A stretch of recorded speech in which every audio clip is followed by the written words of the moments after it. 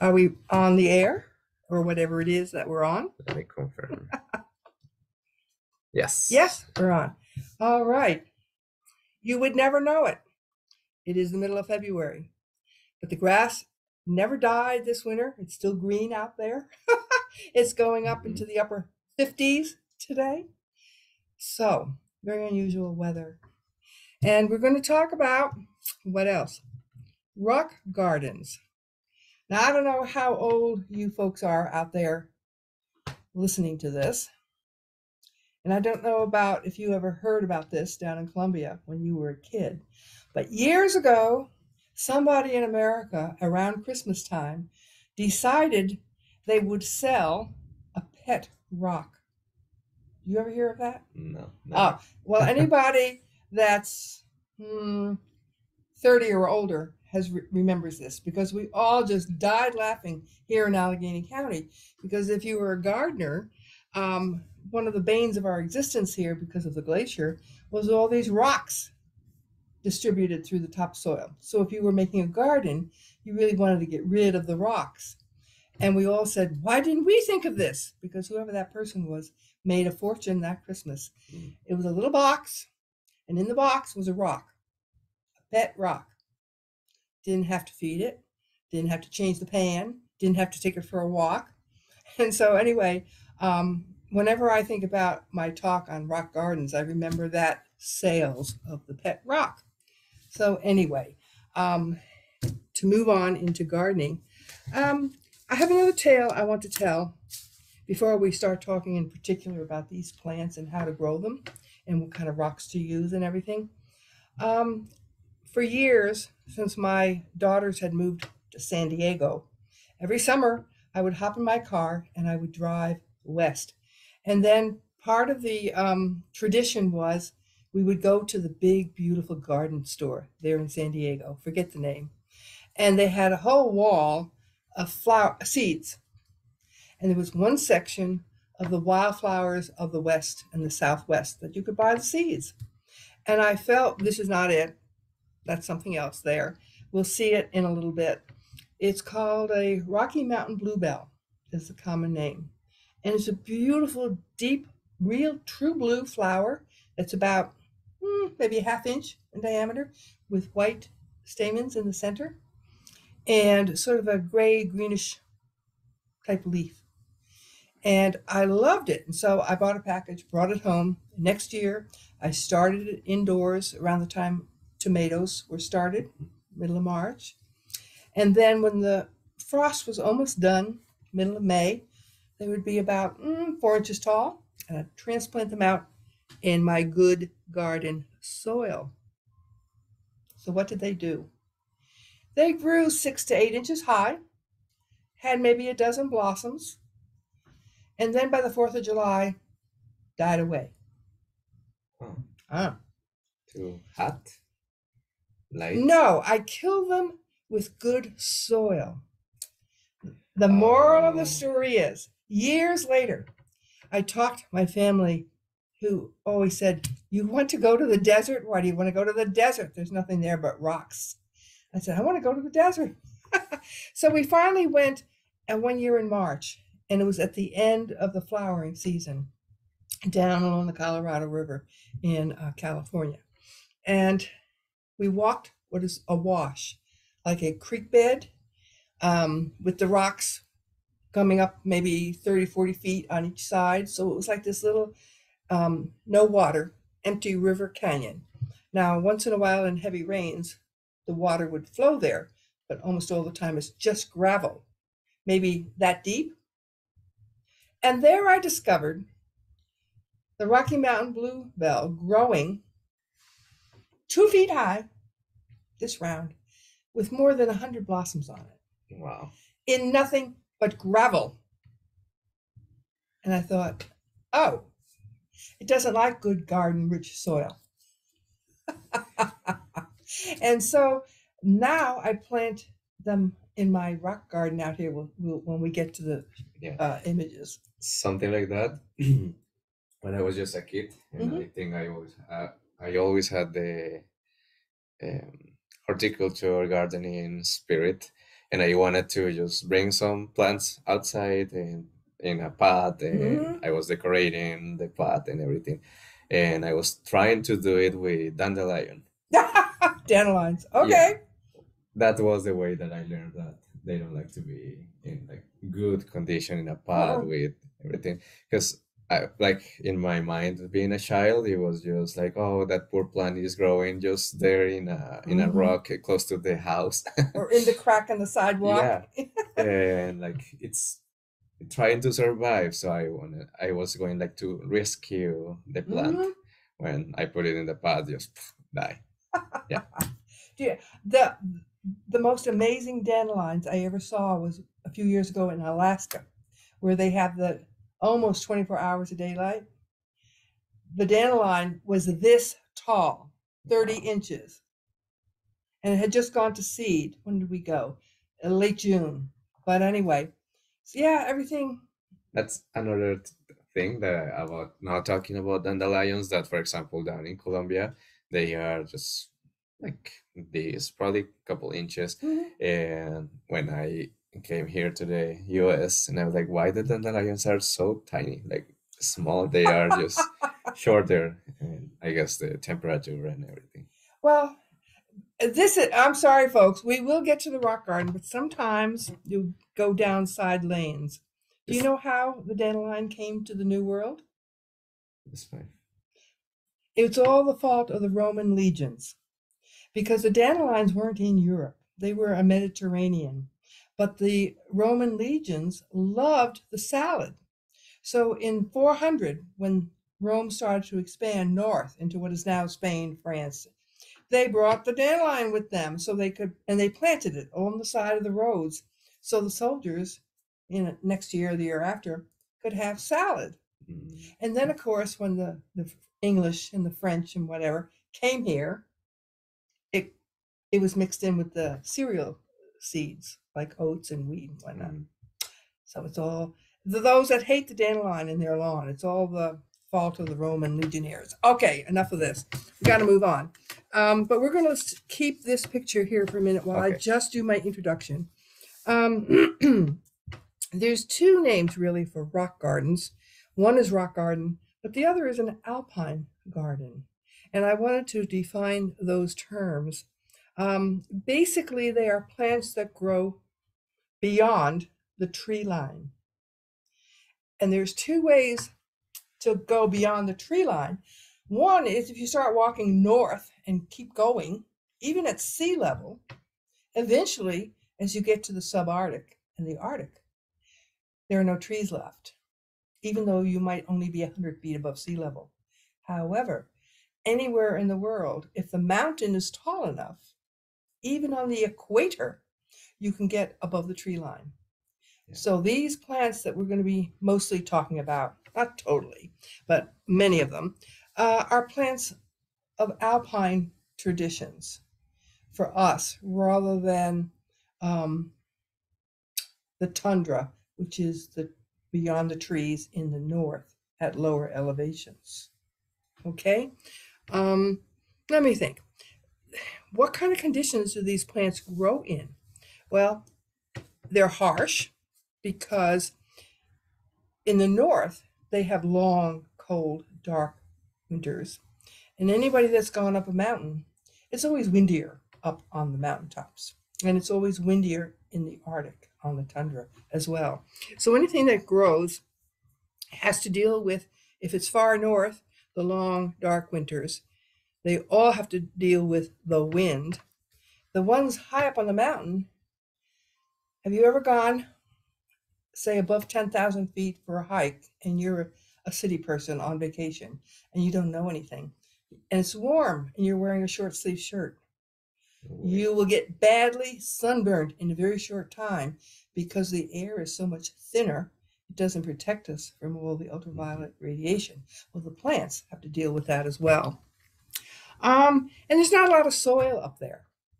You know, gravity, any kind of loose soil, rock, it winds up down in the valley eventually. So there's not that much. And if you're dealing with the tundra in the far north, there's permafrost, which is the same as saying bedrock, because sometimes, depending where, only an inch, maybe a foot in the summer will thaw, and then it'll be soggy, wet. But underneath it's all frozen, like a rock. So you don't have a lot of space for the roots to grow normally. What else? Um, Sometimes in the far north, you actually have 24 hours of daylight, and not always, but usually the pH is fairly high, around 7 or even a little higher. Space. So people who use the garden catalogs from Europe to buy plants from the Pyrenees or the Alps, a lot of that is limestone. And so our soil here in New York, where we are, tends to be more acid. So that's one of the things you're going to have to correct when we get to, what kind of soil to plant these things in. Or just don't buy the ones from limestone areas. Because, once again, it's not easy. Why make it harder? All righty. We've all seen it. Somebody's got a pile of rocks out in their front yard and a pile of dirt, and there it sits. They call it a rock garden. That's not really a rock garden. The British do sometimes design like this, what they call it a cobble, where they use rounded stones in the soil and it's in a mound. But what most, I'm going to call them, I'll stick with rock gardeners. In Europe, they tend to call themselves alpine gardeners, because when they started collecting these plants in the late 17, especially middle 1800s, they went nuts about it. They would hike in the Alps, in the Pyrenees, in the Caucasus, and collect plants. And so, where was I going with this? They wanted to replicate in their gardens what it looked like on the mountainside.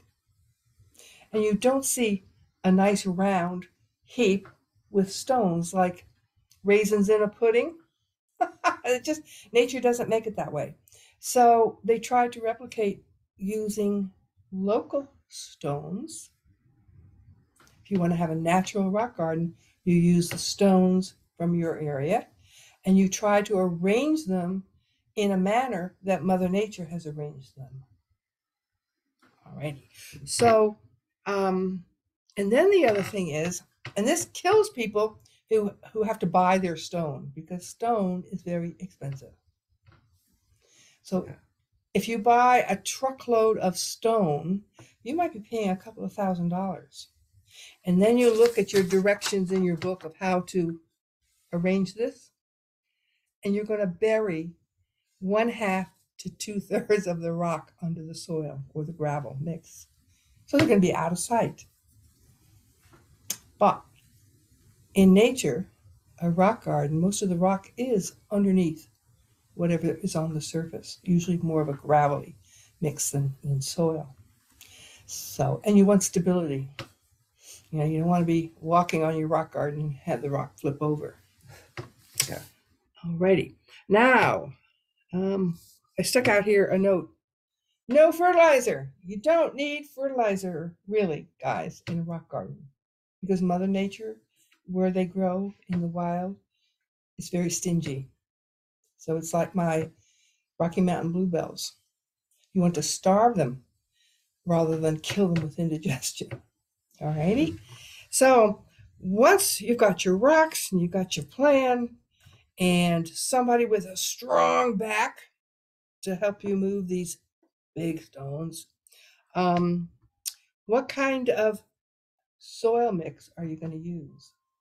Well, let me double check here, because sometimes it does vary, but I'm going to say in general, half of it should be sand. Half of it's sand. And then the other half, maybe pea gravel. Have you heard that phrase? That's the teeny tiny little gravel like you see out there. Yeah. Okay. Other gravel is more like this. They come in sizes 1, 2, 3, whatever. You can look. They usually, if you go down to in here in Alfred Station, they've got jars sitting on the shelf with this different size of gravel with numbers. I usually say put your index and thumb together. And if you want a medium gravel, that's what you use. Mm. Pea gravel is tinier. Now, I once read about sand. We think of sand as sand. Not true. If you look at a sand under a powerful hand lens, some kind of sand, each grain is rounded, and some is rough and angular. And for the garden, you want the rough and angular because it won't pack together tight. So I went down years ago and asked the sand and gravel place in Alpha Station, what kind of sand do you have? Are the grains round or rough? And he just looked at me, what? So I explained, and he said, oh, well, we have the rough kind. I said, good, that's what I need for my garden.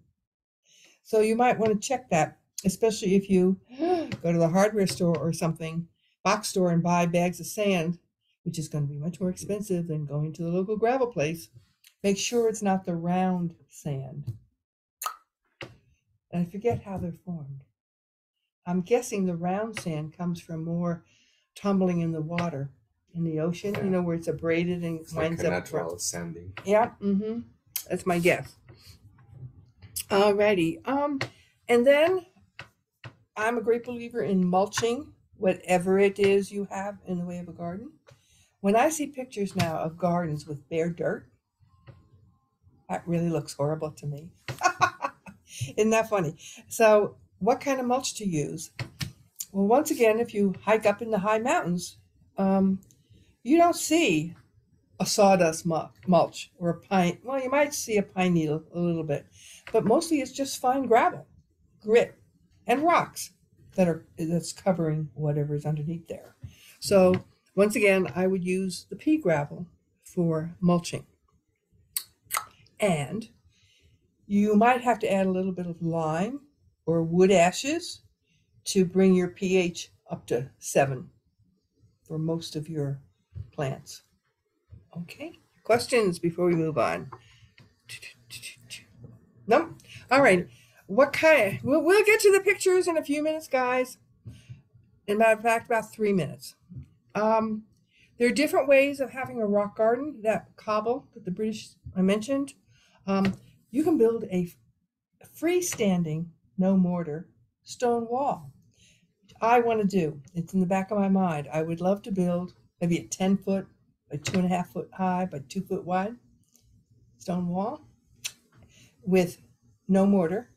And then as you go up each course, you fill in, a little bit of your soil mix and plant as you go.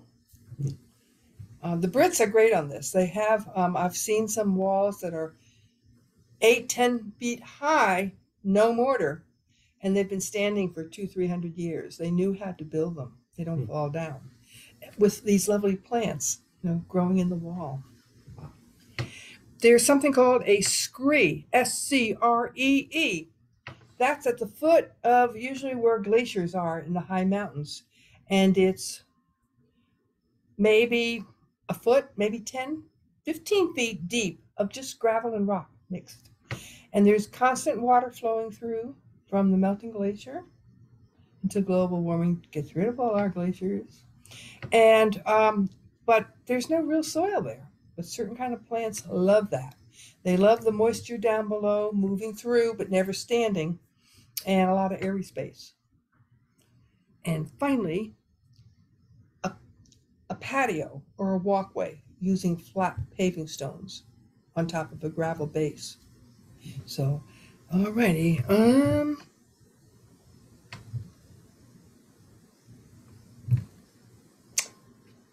One last story. A few years ago, I joined the Rochester Rock Garden Club. And once a month, I drove 150 miles round trip for their meeting. And I'm so good. Even if it was only this one meeting in 3 years, it was worth it because they had a guest speaker from Sweden. He was about 32 at the time. And he, like you, loved gardening ever since he was real little. And he decided he was going to build, he had like 2 acres only in southern Sweden, and he was going to build a rock garden of every sort on that 2 acres. But the story I wanted to tell you was he had a brother, and I forget what his brother was doing. But the brother decided one summer he was going to bicycle from Cairo to Pretoria in South Africa. Now I'm guessing that's 3,000 miles at least. My God. Yeah. Yeah. And what he was going to, this was back when GPS was just beginning. And what he was, his Swedish brother who wanted to have the plants, had him stop along the way whenever he saw something in bloom or was making seeds. And he would write down where he was, latitude, longitude, time of day. Was it a south slope? Was it in a wet spot? Was it on top of a rock? All those things. Take pictures and gather seeds, and then mail the seeds back to his brother in Sweden to see if he could get them to grow. And I just thought, what a wonderful adventure. Yeah. To say nothing of bicycling from Cairo to Pretoria. Anyway, let's move on. Let's see some pictures now. See what we can do with our various rock garden plants. Let me see. What is this? Now, if you look out that window, you can see the difference. This was planted quite a few years ago, maybe 5 or 6. This is on the south side of my house, near my front door. I have a board and batten house. And when I built the house, about 2 feet down, right along the foundation, I laid a couple of inches of gravel and then a 4-inch drainage pipe, and then filled up with gravel, probably a foot. So from the beginning, there was a trench back here, maybe 8 inches wide and a foot, 2 feet deep. That was nothing but gravel to begin with. So I decided to make this my, quote, rock garden area, and it's not very big. It's only about 2 feet wide and 20 feet long at the most. And then on the outside edge of it is the walkway to the front door, which is towards us. And so to make a pathway, get rid of all your sod. Dig down wherever your path is going to be, 6 inches at least down. Put that in the compost heap, to rot down.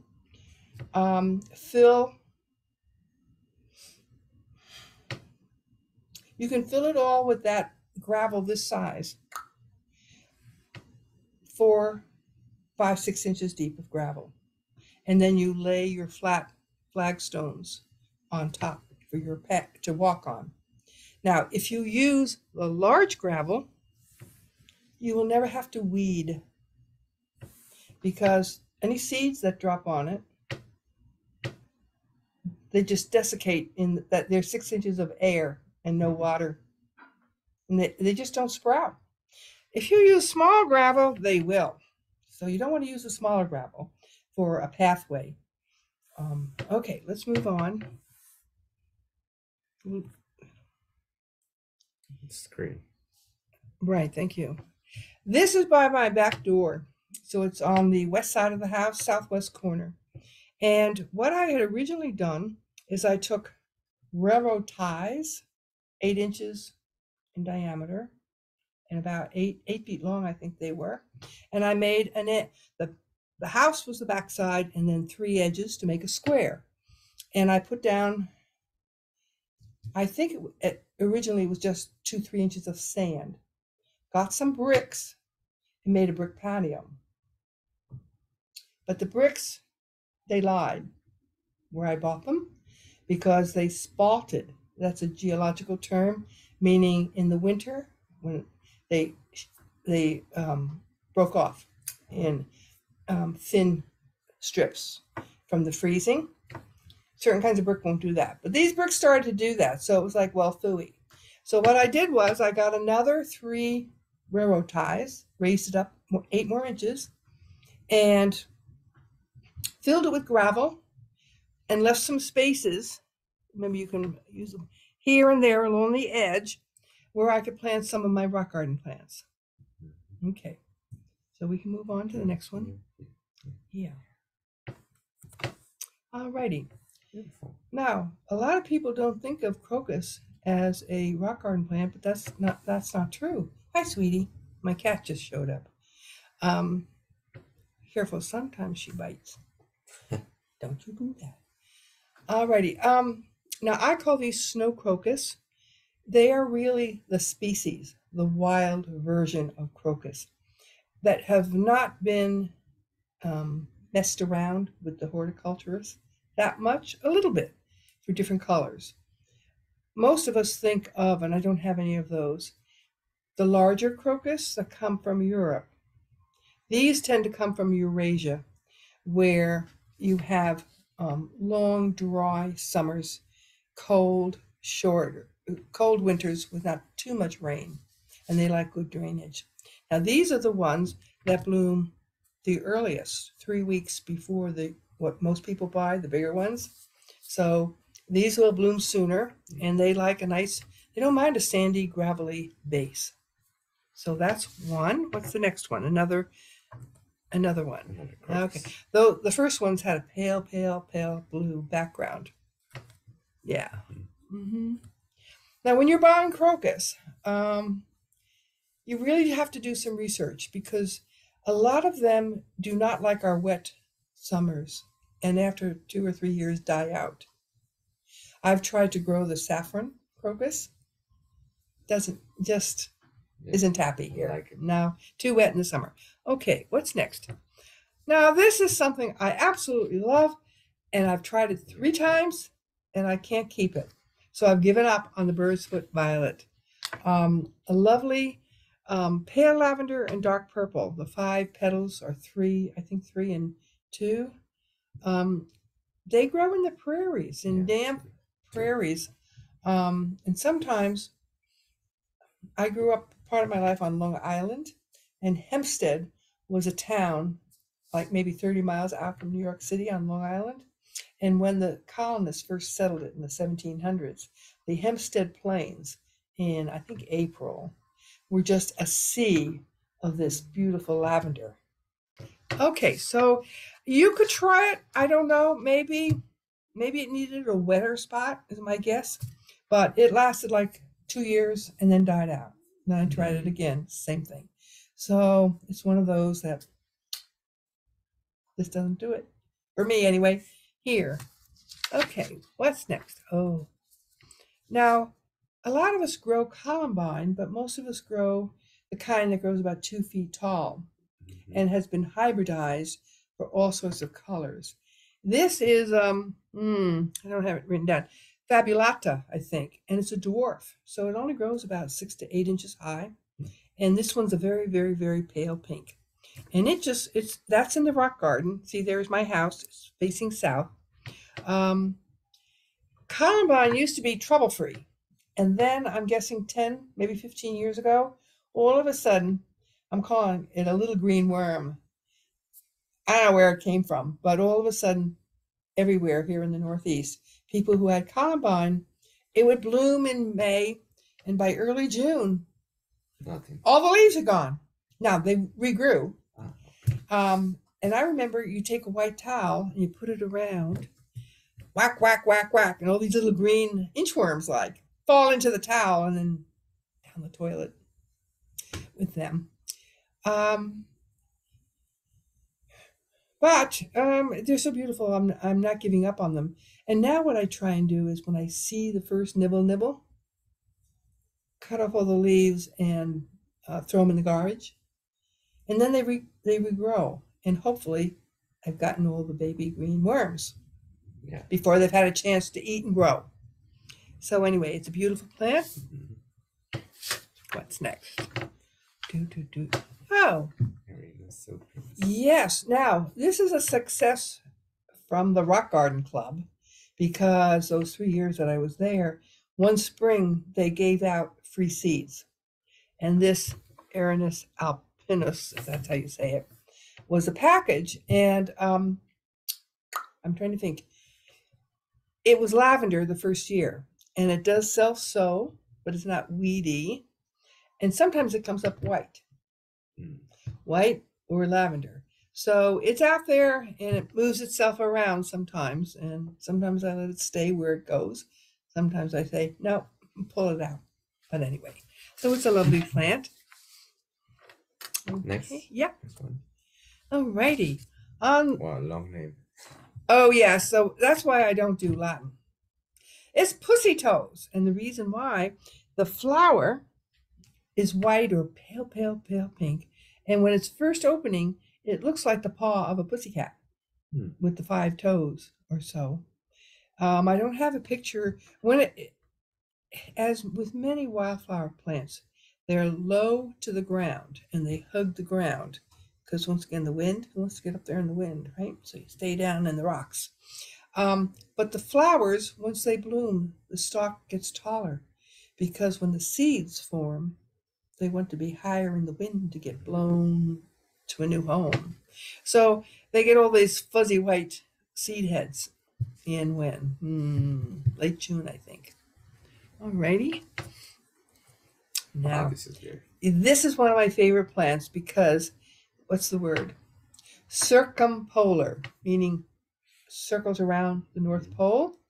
If you go to Sweden, Siberia, Alaska, Canada, you will find thrift there growing in the rocks along the edge, especially along the edge of the coast, it seems like.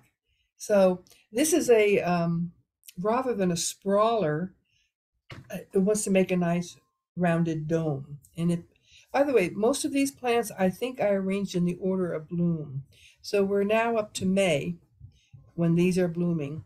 And I think I might have 3 different kinds. So let's see the next one. All right. This is also a dwarf thrift that I That's believe the small, right? horticulturists have developed. And it's a much more, even deeper red than that. Sometimes it depends on the temperature. If it's colder out, that's spring when it's blooming, it's a deeper color. Or sometimes it's deeper when it first opens and then fades to a paler color as it gets older. Okay. And then do I have my third one? Yep. Yes. Double. Now this is a double, which sometimes when you have a double, it's really obvious because most of those flowers are rounded balls anyway. It's not quite as obvious, but it's a. Now as these get older over the years, they get bigger and bigger. Sometimes they die out in the center.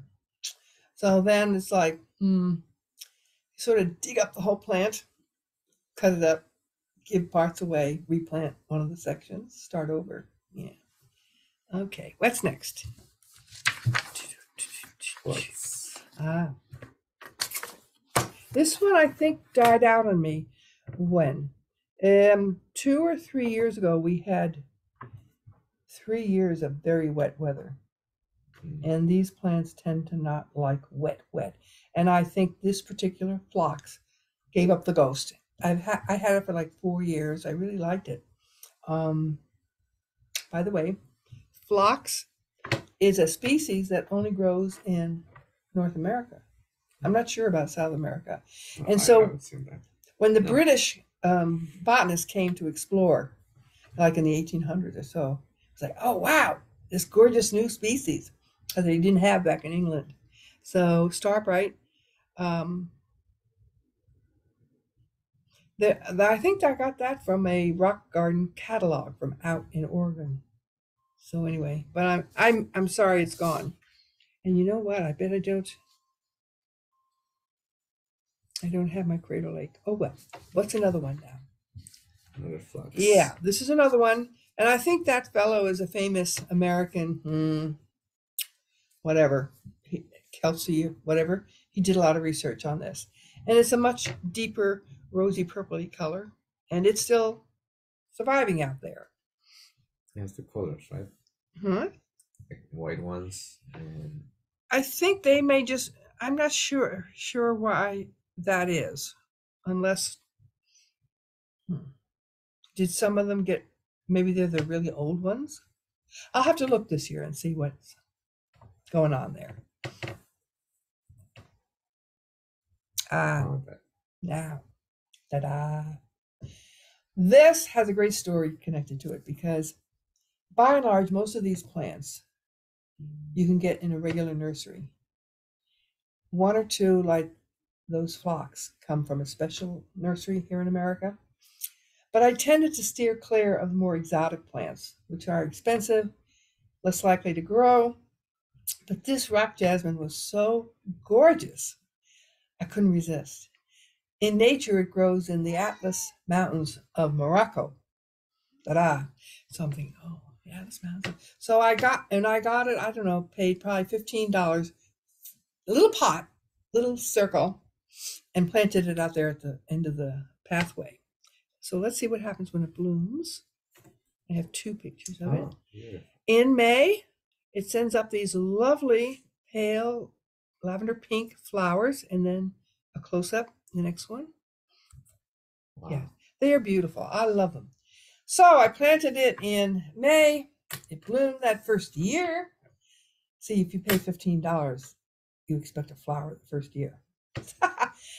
Come October, I thought, oh, the Atlas Mountains, that's North Africa. It probably won't like our winter. I'll bring it in. Taking care of it, right? So I dug it up, put it in a pot, brought it in the house. Within 1 month, oh, sorry, Nice. sweetie, get out from underfoot. What do you want? You want to go out? One moment, you can ooh and ah about that while I let the cat out. Plus. Oh, she probably on an exotic plant that's not going to grow here in Western New York. And I just threw it out, dumped it out of the pot onto the top of the compost heap. Next April, I just happened to glance over, and there's this silvery green blob sitting on the top of the compost. What's that? And I go over, and here is this plant who sat out all winter on top of the compost heap, sideways, not even right side up. And it was alive. So I called it my Jesus resurrection plant, being the irreverent person I am. Replanted it in the garden, and now the mound is probably that big. And if you want some, I can give you a clump to put it in a pot. Leave it outside. Yeah. All right. So what's next? It's like Alrighty. Here is another species, Dianthus. Diane. Yeah, that will do very well in rock gardens. And there are many, let me think, varieties, each different from the other. Some short, some tall, some white, some pink, some whatever. And this is called a zing. And it's even a deeper rosy red than this. Sometimes the camera doesn't quite catch the color right. Mhm. But I love my Dianthus. Now, we haven't talked about pinching and shearing. Most of these plants are many, many flowers that are little. What I do with the Dianthus in particular, they bloom late May through June. So usually around the 4th of July, I get out my good scissors and I give them a haircut. It's called shearing.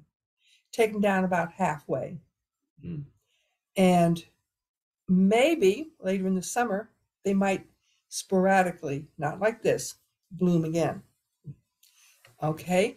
You don't want to waste the plant's energy on making seeds. You want it to go into the roots, into a bigger plant, so you get rid of the flowers past their bloom. And sometimes, depending on the species, you'll get more flowers that way. Alrighty, what's the next one? Is another one? Yes, yes, This another is one, some fragrance, yeah. another Dianthus. Cool. Now, this is from one of those specialty catalogs that deal in rock garden plants. This is dwarf. It's only about 2 inches high, and when I got it, it was like, I don't know, 2 inches in diameter. And now, this is on the scree. Has remember I said, let me think. The original 3 sides, I think, were those railroad ties. But then on top of them, I did not put more railroad ties, come to think of it. I put cinder blocks to help hold everything together. Because even if it's flat, things tend to want to fall out. So around the edge were the cinder blocks, which I either covered up with flat rocks, or on one side, I filled up holes and planted in them. But this is right in the gravel on top of the brick, and it's only 2 inches high. And those flowers are in what? Another inch above that? And teeny tiny, maybe quarter inch, pale pink. But now it has spread to, I don't know, what's that? 18 inches by a foot? So Wow. it's happy. All righty, what's next? Wow. All righty, this is another dianthus Yes. variety. Um, and this is right by the front door in the quote rock garden. And it's, you can see, actually, because of this weird weather we've been having, normally dianthus just bloom in late May and June. This one decided, oh, October. I think it's April already because it was so warm. And so I had quite, not dense like this, but maybe 10% blossoms in October. Hmm. The plants are getting confused. It looks like fireworks. Yeah, it's I love It's dianthus, and they beautiful. smell. Um, the the common English name for dianthus used to be pinks because most of them had ragged edges. If you sew and are a seamstress, you have two kinds of scissors: a regular pair of scissors to cut your material, and something called pinking shears, which when you cut the edge of the material, made little zigzags, and that kept it from raveling, the threads coming out because they were so short. And so, because it looked like the pinked edge of material, they called them, what did I say? Pinks. Yeah. Yeah. Pinks. Yeah. But that I think has fallen out of common use nowadays because so many American women don't sew anymore. They don't. They wouldn't know what pinking shears are. Okay, you can all call in and say, I know what they are. Okay. Now, Verse. I've had these for years, and then somewhere along the line, they died out. And I haven't gotten around to redoing them. If you go out to San Diego, this ice plant, once again, a long name, is something that the roadside crews plant along the interstates and along the highways in the city and out of the city, along with the California poppies and other things. And sometimes you see miles of ice plants. They only grow an inch or two high. They're succulent.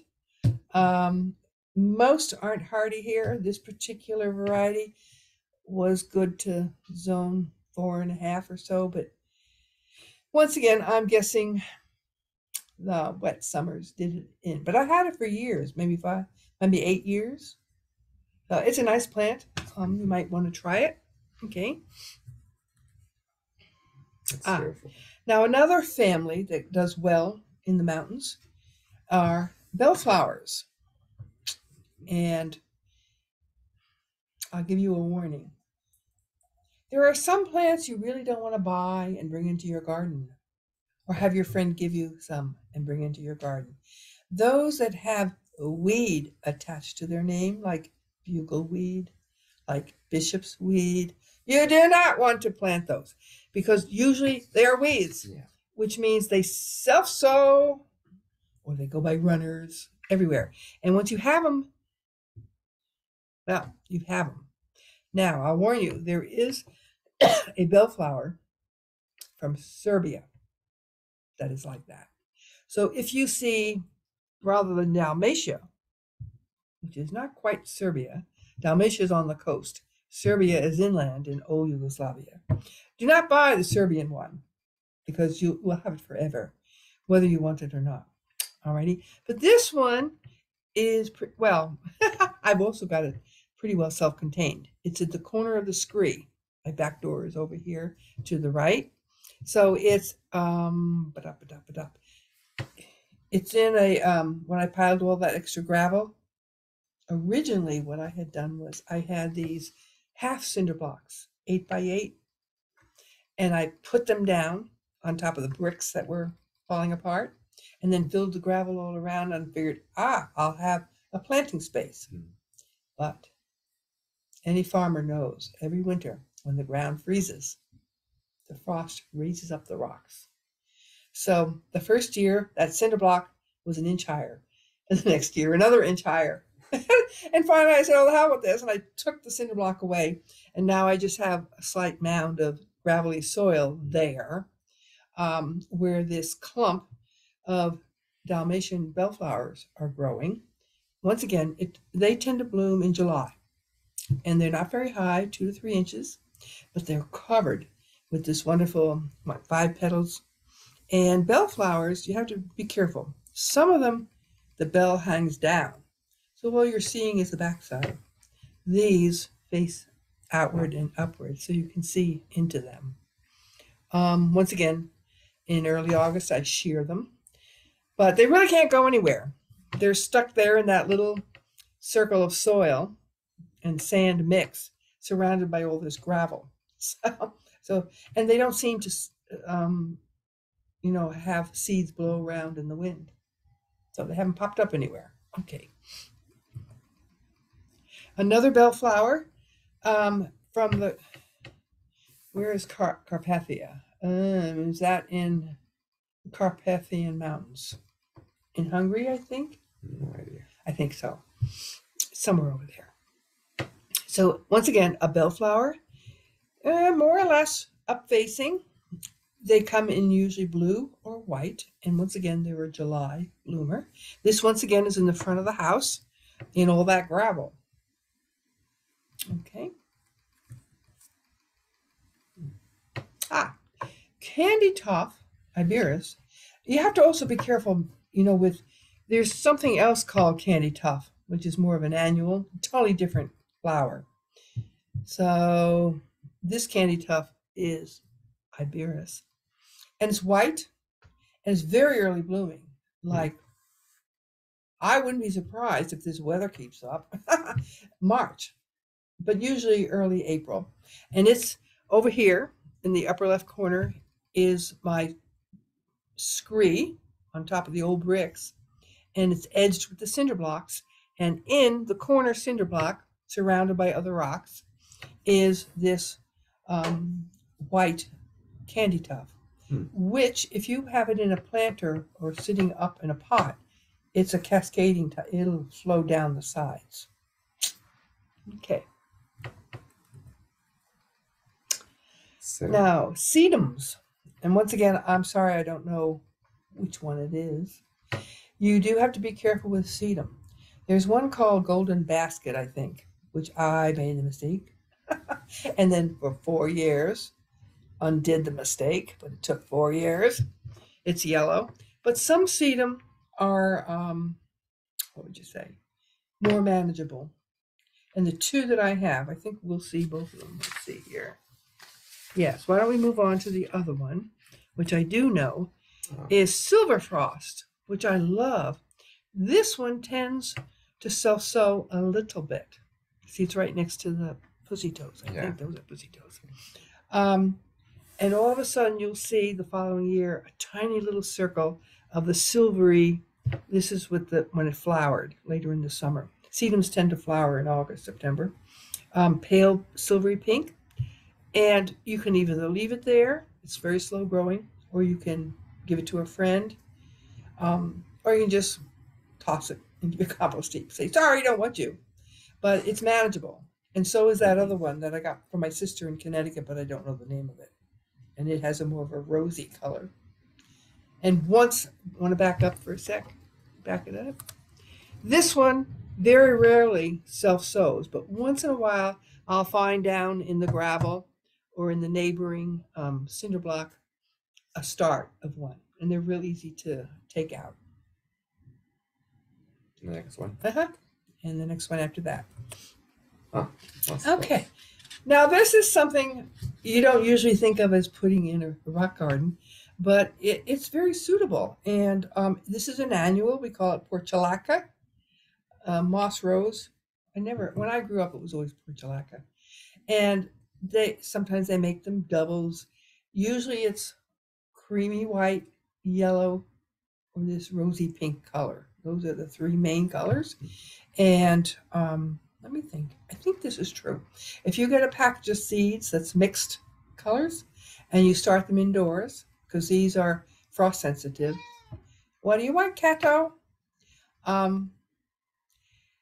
the they're slow to start. And once again, the seed is so fine you don't bury it. You just sprinkle it on the top of the soil, the damp soil.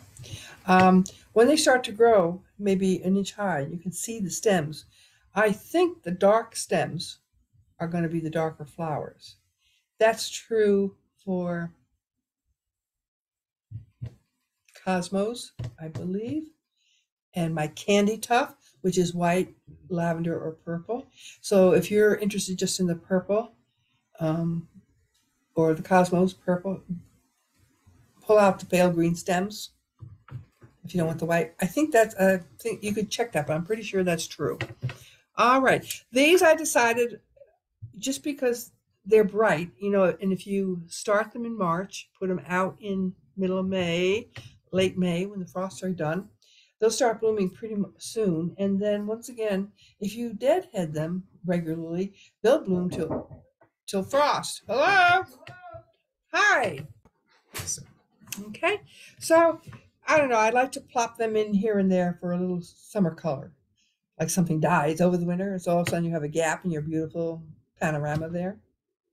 So portulaca. it's beautiful. Okay, we're coming down the line. Oh, this is another one of my failures. Well, it lasted 4 or 5 years. What is this? It's been a while. Pasca flower from the west, and it bloomed very, very early, like in early April, I think. And it made these big, fairly good sized lavender with these big yellow centers. Mm-hmm. Um, This one. hmm And the deer ate them. The second year, the deer came along and ate every flower. Plop, plop, plop, plop. So, and when they're done blooming, once again, the stems stretch out maybe a foot high and have these big puffy white, like the milkweed seed pods to float around. Now that lasted, I think, 4 years, maybe 5. And maybe it was that wet 3 years in a row that did it in. I don't know. I'm not going to try it again, though. All right, I think this is our last one. This. Ah, now, I was really disappointed. Sometimes in a catalog, one of two things. They either cheated on the color or they grow their plants from seed and therefore the color isn't true. Mm. Yes, it was pink, but it wasn't the lovely pale seashell pink that I had hoped. It was this kind of mauvey kind of pink. I keep thinking I'm going to get rid of it, but I don't. So it's a dwarf baby's breath. Now, most of us, I don't know about in Colombia, but in America, baby's breath, usually the other variety grows this high and it's white in August, usually, late July and August. And brides use it as part of their bouquets, bridal wreath, baby's breath, bridal wreath.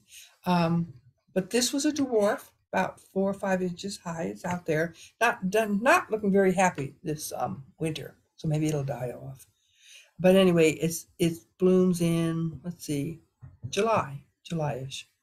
And it's a spreader, but once again, controlled. It doesn't self-sow. So that's my list of plants. And let me see if I was going to finish off with anything. Nope.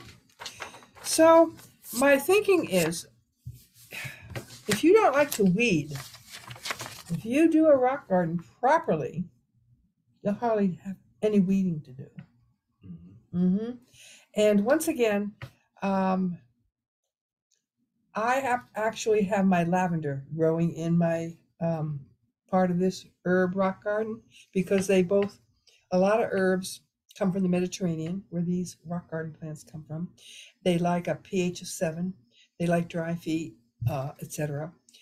When we were colder here in Allegany County, very few people could grow lavender, and they blamed it on the cold winter.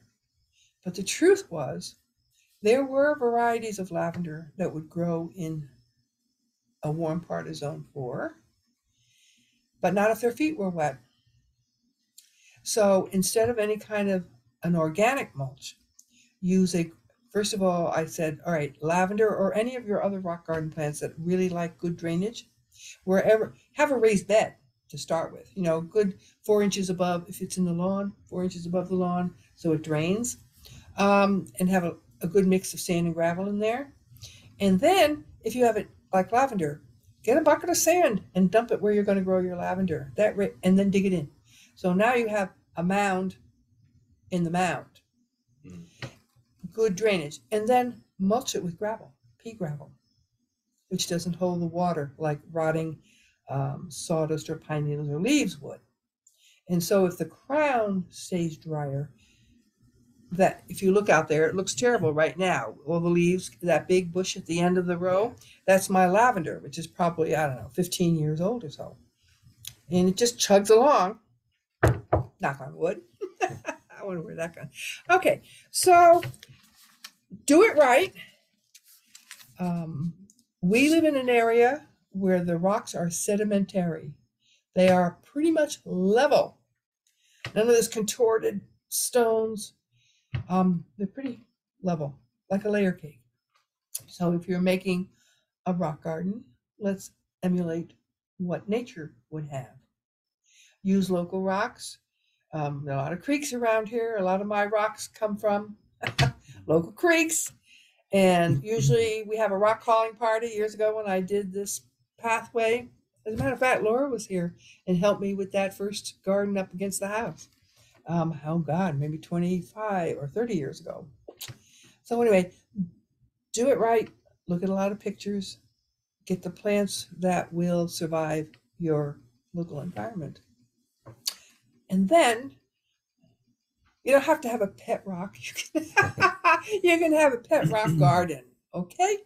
Any questions, or are you all set? All set. So any questions that someone can have, so in the comments you can type any feedback or questions, and I think that's it. That's it. So and then Christian will have to do the research. So we will we will see you next time. Thank you for watching. Oh, should we tell them what is next time? Are we still on the air?